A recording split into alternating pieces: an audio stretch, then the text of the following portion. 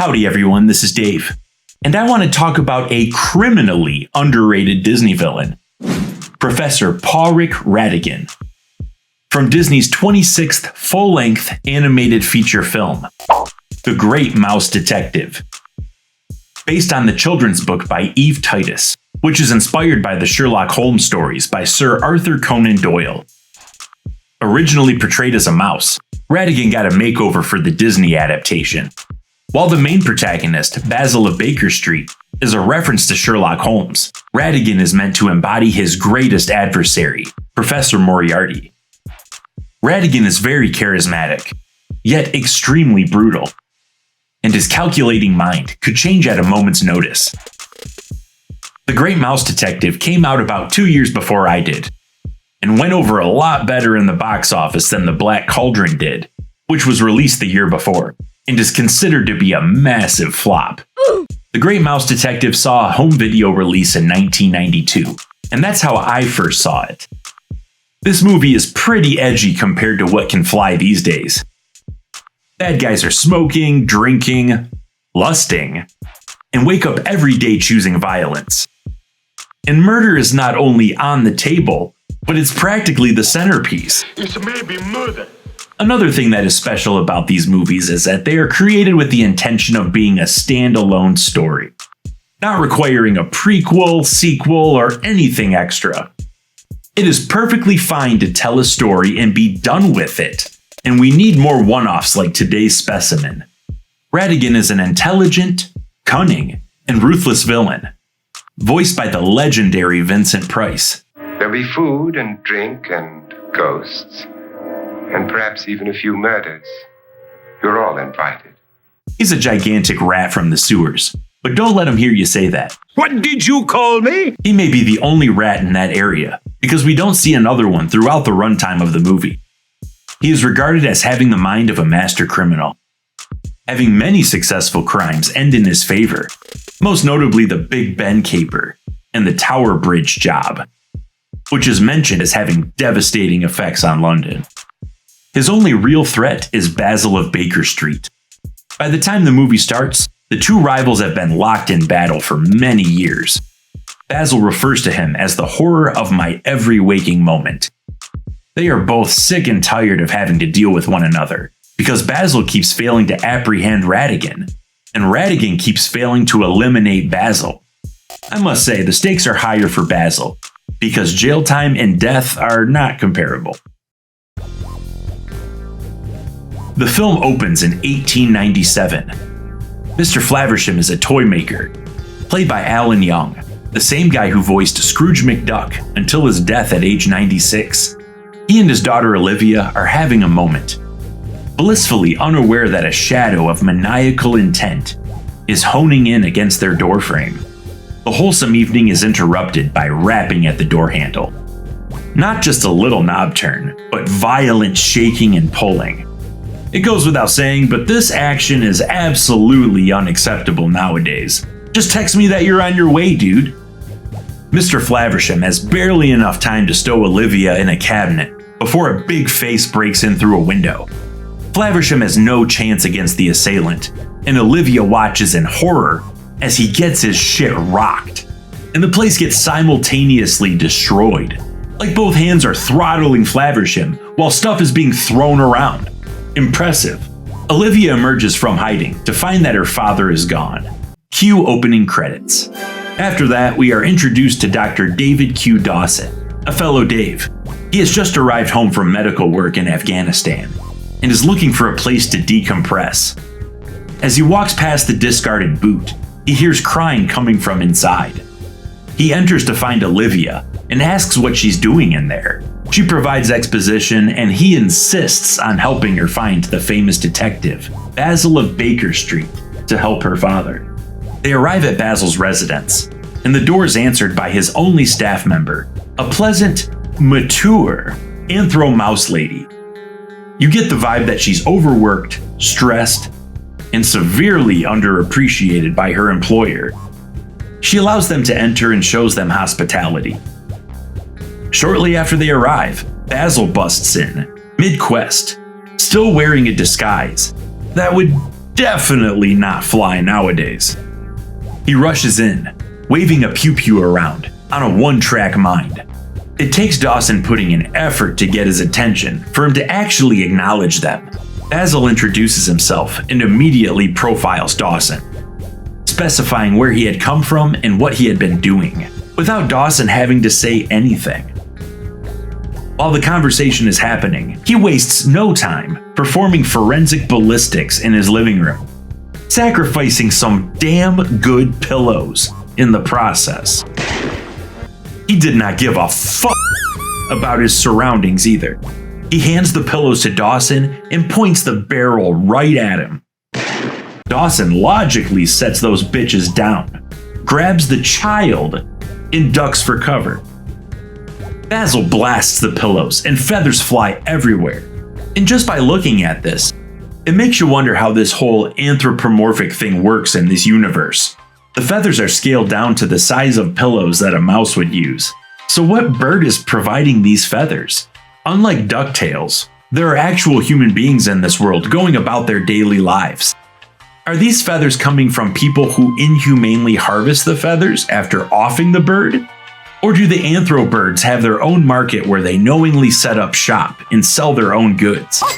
There is a clear distinction between anthro and non-anthro animals here, where these mice, rats, bats, and lizards wear clothes, talk to each other, smoke, and drink to excess. We have other animals that do not participate. Even though they do have the ability to interact and understand each other, there is definitely a difference.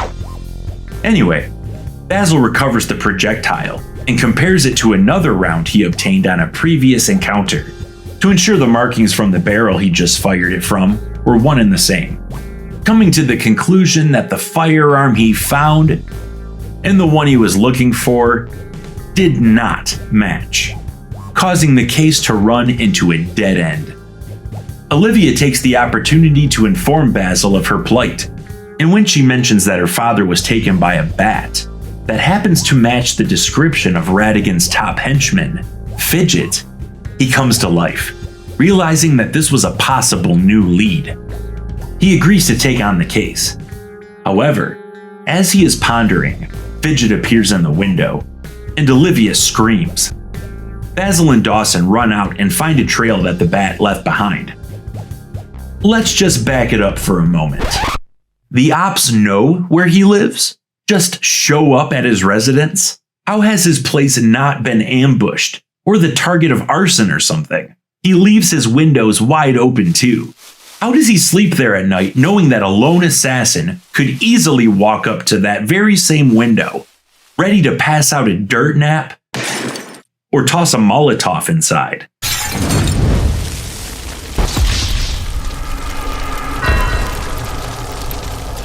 Basil's brain is always so wrapped up in thought that even though he's a great mouse detective, details in the present moment can easily slip by. And the only other help that can come to his defense is a frazzled old maid. Let's not forget that he even ran home while still wearing his previous disguise. He could have easily been spotted and followed home.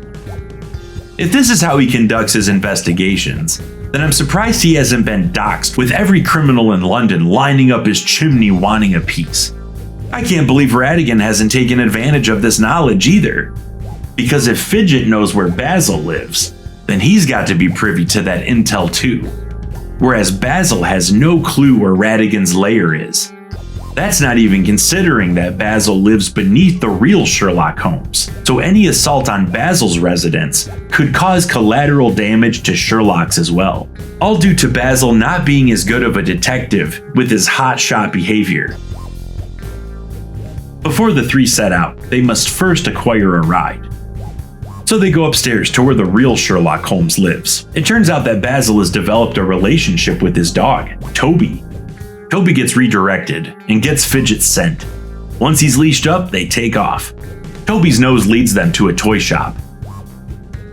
They sneak inside and have a look around.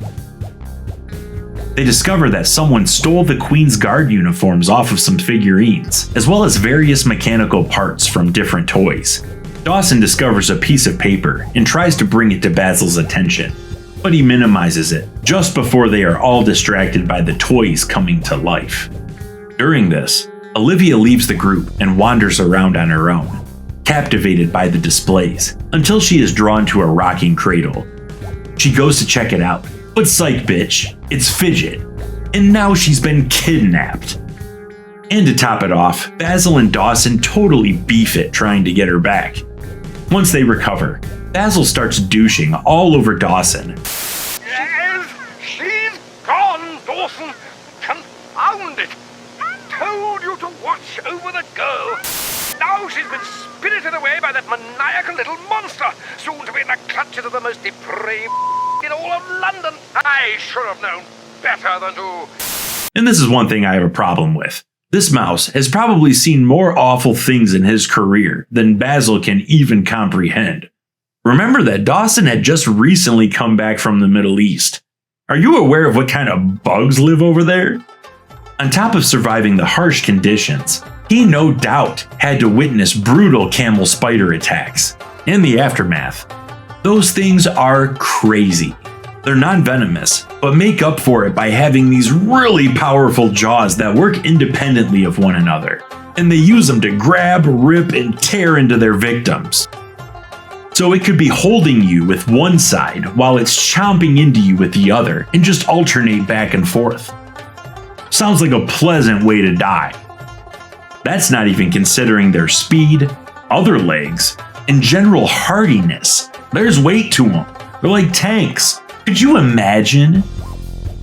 Then coming back home, just trying to comprehend what he just went through, only to be immediately thrusted into a high-stakes abduction/regime takeover plot.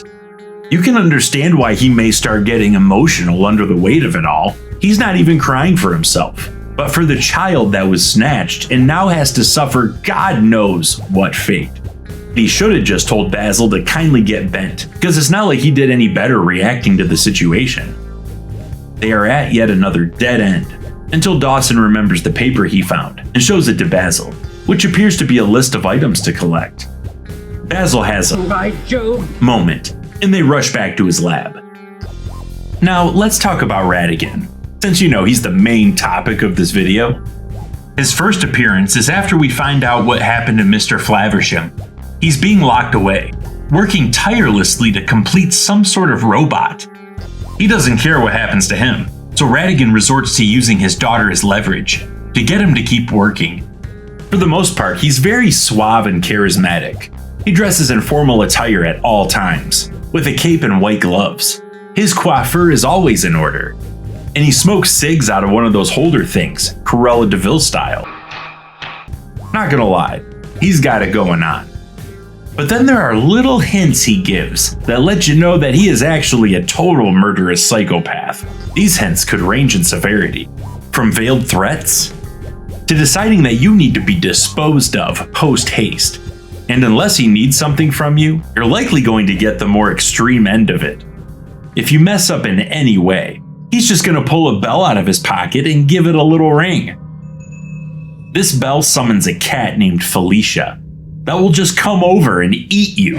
Talk about terrifying.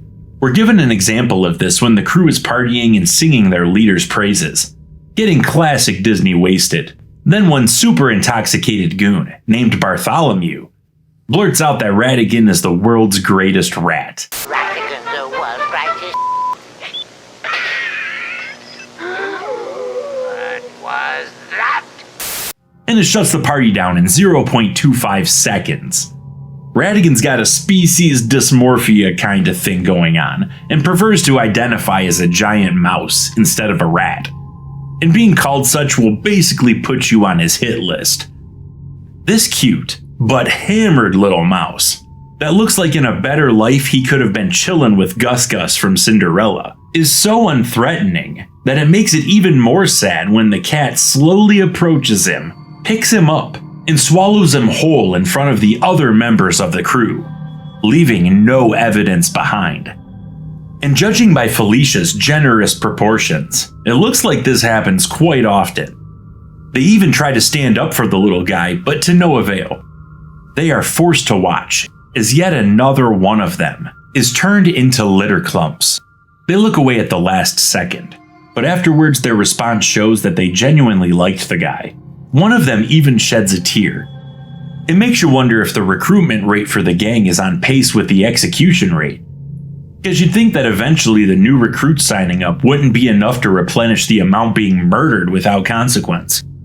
Felicia shows other signs of already being taken good care of. By somebody. Indicated by the bow on her head. So I wonder if the owners wonder why she's gotten so chonk. It's because she's consuming a steady stream of little critters, on top of what food she's already getting at home. She's not even actually hunting. The prey is provided, without her having to expend any energy for it. Then afterwards she can go home and fall asleep safely, completely removed from the food chain. Nobody is safe from this punishment either. Fidget is Ratigan's best goon and highest producer. This bat with a peg leg and handicapped wing is single-handedly responsible for Ratigan's scheme getting as far as it does. The abduction of both Olivia and Mr. Flaversham, as well as acquiring and delivering all of the uniforms and parts needed to enact Ratigan's plan, while simultaneously outsmarting and getting the upper hand on Basil of Baker Street. He's the real deal.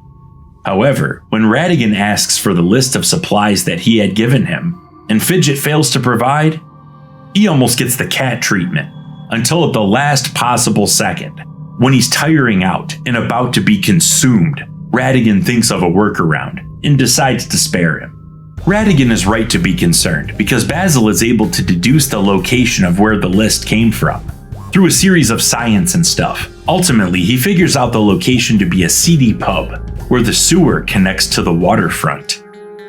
Basil and Dawson change into disguises and head to the docks, leaving Toby waiting there for them, which is super sketchy. Basil wasn't kidding about the place being seedy either. This scene made my kid brain think that this was how all bar establishments operated. Rough scenes, with grab-ass behavior. Brandished weapons, or weapons being actively used. This is gonna kill somebody. Also just the violence in general. Not to mention the bartender being capable of spiking your drink. That's like the last person you should expect to be drugging you. Damn you! How dare you get people sick! Now, if you've seen this movie before, then you know what I'm about to talk about next. Who in the f*** greenlit this concept? Why is there an innocent, modestly dressed anthro mouse woman, gently singing, that suddenly turns into seduction? With dancing and removing clothing to show a revealing outfit. Obviously, she's very proud of her two friends there. Yeah, that I see. Why does this mouse gotta have shapely legs with a garter? Why does she have to sing a suggestive song about letting her be good to you? This is completely irresponsible to put in a kid movie. And it's shit like this that's the reason that there are adults nowadays that are really into this kind of thing. I just want to put a spear in my eyes. Tits galore, huh?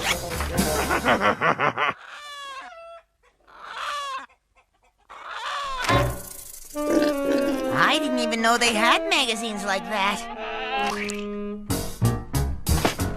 Maybe you know him. Goes by the name of...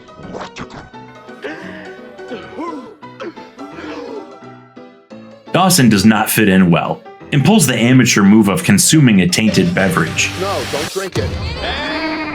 It works to their advantage though, because he's all loosey-goosey and does things outside of his comfort zone. Come to find out, he's got some serious game. The consequences of his actions also conveniently start a barroom brawl.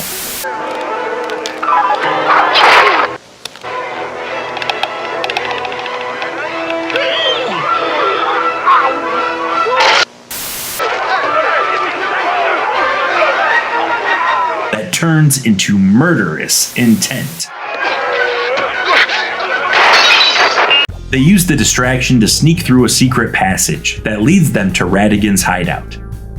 Right when they think they've got an understanding of what's going on, they are proven otherwise.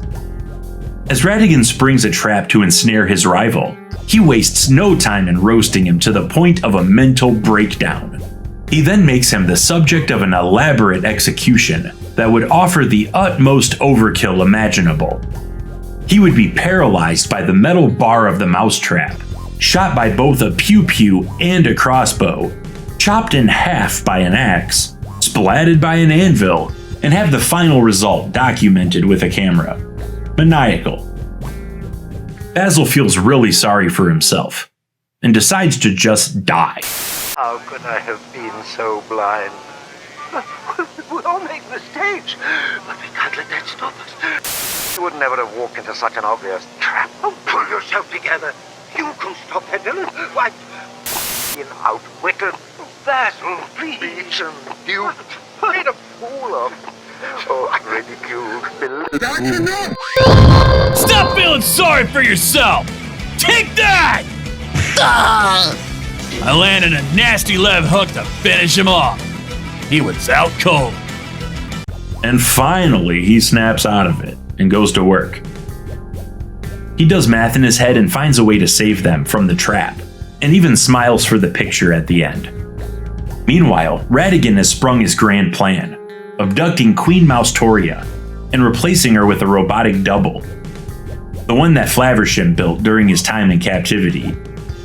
Completing it with the stolen toy parts, the Royal Guard are replaced by henchmen wearing the uniforms from the toy figures. Basil, Dawson, and Olivia escape from the sewers and summon Toby to fast travel them to Buckingham Palace. Everyone is fooled by the robotic queen and are confused when Ratigan is introduced as the new leader and unveils his intentions. While this is underway, Fidget is dragging the real queen to her fucking demise. Thinking about being merrily dragged against your will, bound and gagged, and looking up to see the eyes of a massive beast anxiously waiting for its next snack, which happens to be you. And we know this cat doesn't play with its food or even chew for that matter. It just slurps things down its gullet like SpaghettiOs. Anyways, Basil saves the queen by sicking Toby on Felicia. He chases her to a large wall. Thinking she got away, she drops over and is immediately torn apart by the actual queen's royal dogs. Bummer. Bye, Felicia. Ratigan is inside reading off all of the new laws and burdens he's about to inflict upon the public. The robot of the queen is co-signing it all the way. Basil interferes by taking over the controls and starts talking mad shit right to Ratigan's face, button mashing before he even learned the controls, causing the robot to move in such a way that it starts beating Ratigan up, including biting his nose, socking him in the gut, and quickly lifting him up at least a foot into the air and dropping him. Then Basil finishes him off with some psychological warfare. Don't say it! You are a rat! Ah! Before all hell breaks loose, Fidget breaks free of his bonds and captures Olivia once again. Ratigan spirits himself away from the fray and tells him to back off. Stay where you are, or the girl. Man, I bet Vincent Price had a blast with this role. Oh, I love it when I'm nasty. Ratigan makes an escape on his bike-propelled Zeppelin thingy, while Basil, Dawson, and Flaversham follow on a MacGyvered box of matches, wrapped in a flag, being set in motion by balloons. Fidget states that in order for them to go faster, they would have to lighten the load, implying that this would be a prime time to throw Olivia overboard and drop her to her death. But Ratigan decides to toss Fidget over instead, and hops on to man the aircraft himself. I don't know why Fidget didn't see the potential for this to backfire, but he didn't. We don't see or hear about him again for the rest of the movie. Basil nails the timing and jumps from the matches to the blimp. The stunt causes Ratigan to not pay attention to where he's going, and they crash into Big Ben. Basil regains consciousness inside the belly of a mechanical nightmare, where it seems pretty easy for a small rodent to get crushed. Ratigan gets the drop on him, but he recovers quick and throws Ratigan's cape into one of the gears. As he stands there, being choked out, watching his mortal enemy getting away with his only leverage, after his grand plan had failed miserably, rage consumes him.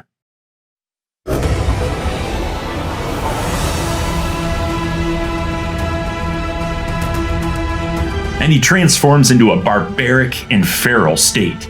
Like his mind totally snaps and he reverted to his default settings. I was like 4 my first time seeing this, And let me tell you, It's a no for me, dog. this movie is over an hour long. And even though it only has a handful of major plot points that transpire, watching it as a kid felt like binging the Lord of the Rings extended editions. And the entire time you obviously want the good mice people to win. It's family fun, right? Just kidding. They're gonna have the villain become so unbalanced, completely unrecognizable from the suave mastermind we've been accustomed to. Oh yeah, and he's got gigantic claws, and he's gonna use them to eviscerate the protagonist that you've been watching this whole time. Enjoy the visual of your hero sustaining bleeding damage upon being sliced and diced. It's definitely a no for me. And here we see Basil, yet again, showing up to a situation unprepared and nearly getting himself killed. This seems to be an ongoing trait with him. He must be delusional to think that he can physically apprehend Ratigan after what we've seen. Like when they were caught, Ratigan picks him up like it's nothing. Then, when Ratigan is escaping Buckingham Palace, we see him casually toss aside, not just Basil, but Dawson, the Queen, Flaversham, and 2 other mice, with ease. Did Basil not think that eventually he would have to go fisticuffs with this guy? And it wouldn't always just be a series of puzzles and traps? Basil should take notes from Batman's detective style.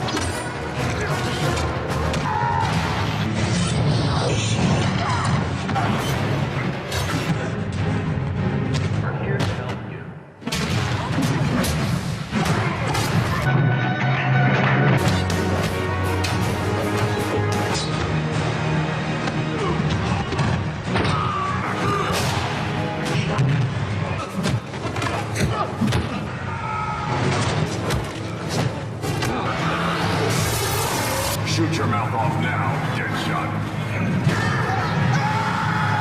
Even if you're playing 5D chess with a brilliant criminal, make sure you're big and strong enough to be able to utterly pulverize them if it comes down to it. Scotland Yard isn't even a consideration, and if you haven't noticed, he could really use some backup. Real Sherlock Holmes could fight very well, and he consulted with Scotland Yard all the time. And now here you are, a victim of your own hand. That magnifying glass isn't gonna do much good here. I bet he wished he would have brought that 6-shooter instead of leaving it at home. It's the late 1800s. Why wouldn't you be strapped at all times? By the look of his expressions during this encounter, I don't think he was truly aware of what Ratigan's capable of. And he's like, oh wow, I didn't know he could do that, while he's completely defenseless. The fight? Well, not much of a fight. More like the absolute ass-kicking, leads them to the hands on the face of Big Ben, and ends with Basil being knocked off, making everyone think that he's painted the pavement below. Ratigan is elated, and celebrates much too soon, because his foe is not dead, and has even picked his pocket. He times it perfectly as he rings the bell just before Big Ben strikes 10. The gyrations cause him to lose footing and tumble over. He tries to take Basil with him, but he manages to survive through luck, while Ratigan met that classic Disney fate of having gravity be your worst enemy, while the main hero doesn't have to technically get their hands dirty. The movie wraps up with the case solved, Basil's greatest foe vanquished, receive honors from the Queen, Dawson decides to stay around, and there's a hot new anthro mouse lady for them to happily assist with the new case. Ratigan sticks out as a very complex and well-developed villain, and it shows that even the smallest of creatures can be capable of great evil. Vincent Price added menace and charisma to the character that has and will hopefully continue to inspire many cold-hearted fiends in the future. There was a comic that came out in 1987 called The Rogue's Revenge that showed Fidget and Ratigan had survived, only to resume their criminal activity. In that, Ratigan survived by using his ripped-up cape as a parachute. However, upon further searching, I can't find any other evidence of Ratigan actually surviving after the events of the movie, and I'd personally like to keep it that way in my mind. A lot of movies and shows these days like to treat death as temporary, and you can't ever just experience the finality of it. There are consequences to killing off a character, and it's kinda hard to think that Ratigan continued his reign as a dapper boss after his surviving crew was charged with treason, betrayal, and multiple murder attempts on his top henchman, likely being the reason for his missing limb and disabled wing. And not to mention that he had completely lost his mind. The events of this movie left the character in a demolished state and relieved him of all of his power and influence, stripping him down to his primal form. He wouldn't be able to show his face ever again. Plus, I'm no physicist, but a 180-foot fall from the dials of Big Ben to the ground sounds fatal to me. And the parachute concept really doesn't fly with me, no pun intended, because even though his ripped cape doesn't have any visible holes in it, the fabric is still wet, and I just don't believe it would deploy as a parachute under the circumstances presented before us. Ratigan saw a few appearances in other media, such as House of Mouse and cameos in both Oliver and Company and an episode of Quack Pack. He was even a walk-around character at the Disney parks upon the film's initial release, but they had to retire that bad boy because it was terrifying children. Nobody has seen him since his last event at the Magic Kingdom in 2004. And that's about all I've got for this video. Thank you for watching. If you enjoyed this content, please feel free to like, comment, share, and subscribe. Until next time, have a good one.